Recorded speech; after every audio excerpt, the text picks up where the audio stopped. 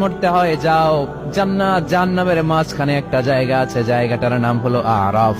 এই আরাফের মধ্যখানে যে দাঁড়া, ওখানে যে মালাকুল মউত কাঁপতে থাকবে। মালাকুল মউত বলবে, আল্লাহ সৃষ্টির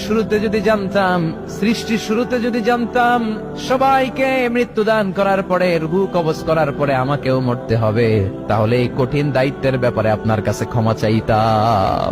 আজকে আমারও যে ভাগ্য বরণ করে নিতে হবে সৃষ্টির শুরুতে, আমি এটা কল্পনাই করতে পারি নাই। আল্লাহ বলবেন, নো টক, মুত ইয়া মালাকুল মউত, মরে যা, মরে যাও।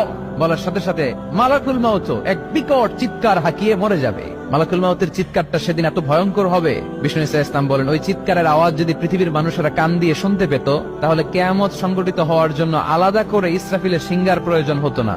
ওই চিৎকারের আওয়াজে প্রতিটা মানুষ কানের পর্দা ফেটে ওই জায়গায় লাশ হয়ে পড়ে যেত। এবার ডানে বায়ে সামনে পেছনে উপরে নিচে কেউ নাই, একজন ছাড়া। জোরে বলতে হবে, তিনি কে?